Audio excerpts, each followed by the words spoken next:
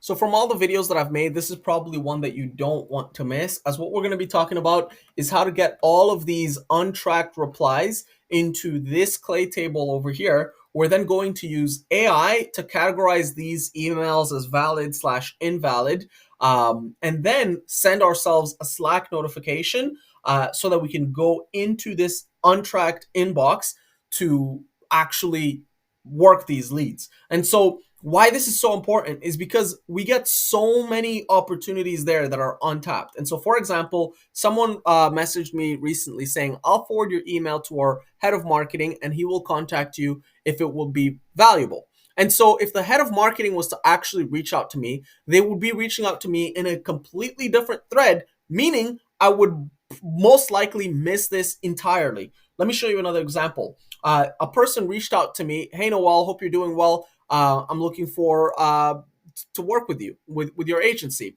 And so essentially, this went into my untracked replies because they sent it to a completely different inbox. This is actually the email. So it was like coaching, boom, we had a conversation, but I only realized it after I looked in the untracked inbox. Let me show you the craziest one that I've had. This over here was an introduction from an existing client where they were introducing me to their friend, coworker, etc. And they actually sent it to the wrong email. This happened twice, by the way. Like they sent it to two people to the completely wrong email. And this client over here, so the image that you're seeing, they actually closed. They paid 10K to the agency, and the LTV is probably going to be much more than that. And so I could have lost $10,000 just by not looking at the inbox, right? I obviously got lucky because they noticed the mistake and they forwarded it to me, but most people are not going to realize that. And so if you're using Smartlead or these tools where you have so many different email accounts, like hundreds of email accounts, dozens of email accounts, you're going to want to do this because this is going to allow you to get visibility into every single one of those email accounts. And so in our case, we've got over 1,000 email accounts across all of the clients. And so we want to get the visibility. And so we've got this untracked replies section with 2,000 replies. The first thing that we're going to need to do is we're actually going to need to use the undocumented API. And so you could just click inspect element. So first things first, go to your master inbox, go to untracked replies, click inspect element, and then go to network. And then you're going to be looking for all or effects HR, right? And then from here, you could just click settings.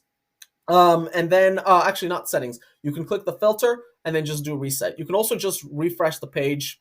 Either of them are going to work. And then what you want to look for now is this graph HQL section. And so this graph HQL section is essentially an API. And so it allows us to call the Smartlead API from outside Smartlead. So using make.com, for example. And so this is the URL endpoint that we're going to use. This is the request method, the post. Underneath here, there's going to be some request headers, which you don't need to worry about. This is the payload that we're going to use. So we've already done some of this stuff. We took the payload, we organized it using the JSON formatter over here, which is not required. It's just something that's nice. And then this gives us a response of every single untracked reply that we have. And this is how we got this information into Clay, right? So let's go to the automation. Let me show you how this works.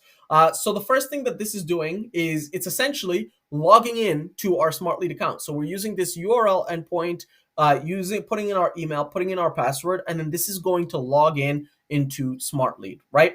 And so from here, the next thing that we're going to be doing is we're going to be using a different URL endpoint to actually, hold on a second. Let's do tools, get variable. This is fine. We're then going to use this URL endpoint. So this URL endpoint that you're seeing over here, this is what's coming from here. So this request URL, this is what we're using here. And then the payload, we got it all from the actual app. And so we're using the payload over here.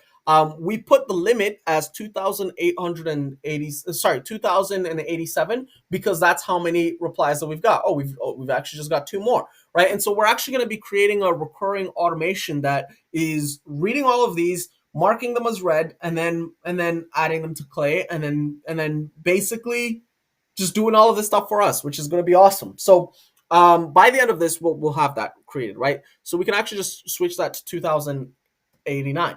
And so this is going to get all of this stuff for us. Once we get this stuff, we're iterating through all of those results. And so this is what iterating through the results looks like. It basically gives us every single one of those reply. So 2,000 replies that we have that are untracked, right? Awesome. And then we're going to essentially convert it into plain text. So we're going to take these like long emails, perhaps they have some HTML components, and then we're going to convert them into plain text. We're delaying it by one second to limit the fact that it's probably going to error. And then we're basically just sending them to Clay. And so sending them to Clay, by the way, we basically put in a Clay webhook URL, which we get from clicking import over here, import, and then we look for webhook. So you can actually search monitor webhook, and then this is going to bring up this webhook over here, which you can then pull in data from a webhook, grab the URL over there, and then paste it here, and then you need to input a JSON format here. Now, it did give us an error, so now you guys are all caught up. Let's read what the error says. It says, request is not a valid JSON. So to fix this, we basically look at the request content, and let's see over here. So we've got the subject, which is basically looking really fishy. The body, there's a few things here that look fishy, right? But it's really it's hard, right? So the first thing that you can do to fix these JSON problems is just put it in a JSON formatter, and it's going to tell you. But I actually kind of just prefer to use ChatGPT, right? So what is the error here, right? So this is basically just going to look at all of this stuff and then tell me. So recipient should be, that's not, the error in your JSON is a simple, no. That's not correct. Because it's telling us that the request body is not valid JSON.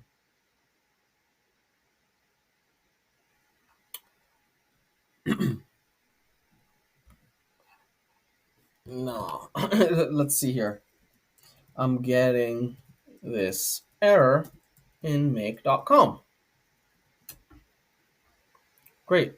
Rejecting, looks like your data is fine, but here's what to check: field name, line breaks, double check. No, but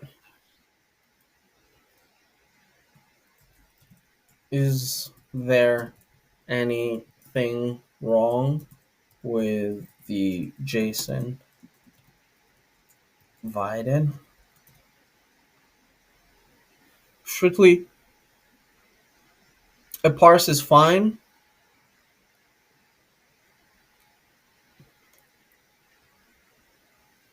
Pasting as text instead of raw JSON. You know what? For now, we're just going to ignore errors of this. So, because this happens like 1 in 59, right? And if we notice that it's happening a crazy amount, we're basically going to shut it down anyways. So now let's link all of this stuff. Let's save this. Let's name this. I'm going to do this so that you guys can see some stuff. So this is how I do my naming convention. I put the tools, and then I say what they're doing, right? So read and categorize. And this makes it easy, right? I also try to think of like, what are some keywords that I'm going to want to search in the future? Okay, so now let's just delete all of these things. So it does not have a duplicate check, which actually we can set up inside here. We can do the auto dedupe, but yeah, we're not going to do that for now. And then this email category is currently set up as off on auto update. So boom, we're going to get a bunch of replies, 2,000 something, and then we're going to start working on them here. So some inputs missing, meaning the body. So that means we don't even want to get notified if there's no body. And then the other thing with these, and so it's really just trying to create a prompt. It's really just trying to like create a prompt that's like super precise. By the way, how I created this prompt, I just used this help me button, and then I just gave it some small little prompt, and then it came up with all of the stuff for me. but it's still not perfect because if we were to just like do like run these here, it's going to say some of these are valid, but not all of them are actually valid. Um, oh, actually, you know what? Some of these are sales. The ones that are passing through are like sales. Uh, yeah.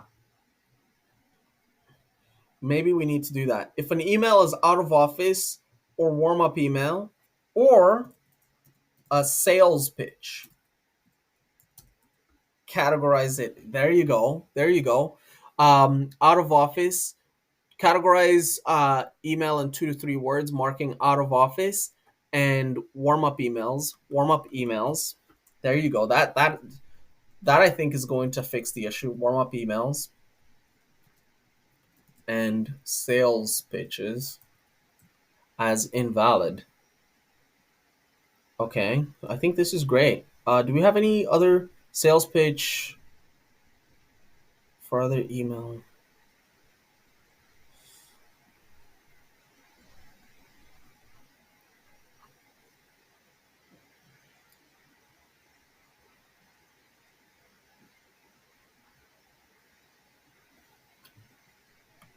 Actually, I'll put a real email, which is like, actually, you know what? We'll just save it for now. This is not something that you just get on try one. Like this is something that you probably spend a lot of time iterating, testing, improving on it. Every time you get something that's a little bit out of scope, you just do it again. So you just run these over and over and over and over and over. Proposal feedback, right? So like this is an out of office email, project update, right? And so like these office type of messages, like we probably want to eliminate. But anyways, let's go ahead and do the next part, which is going to be sending it over into because we're basically done with that part. The only real thing about that is making sure that we get the refinements in the prompt. So HTTP, we want to do HTTP API. Actually, you know what I'm curious about? This is just I've never checked, but I'm curious if there's Slack. Huh? You can just do that. Oh, you don't even need to make automation, which is awesome. Okay, so let me select my Slack account. Let me add that. Sign into Slack. Okay, this is great. This is going to save us the headache of setting up another automation because I don't mind setting up another automation, but it's nice not having to. So sign into Slack. We've got Slack over here. So Afonto Slack. Set as default. Boom. Ah, Clay. Easy. Easy. Okay. Well, there you go. So basically, I would just say new untracked reply. Okay. Well, there you go. That's easy. I mean, that solved the issue. Um, oh, I need to totally like make this auto update off for now. Oh, great. That's it. This is the automation.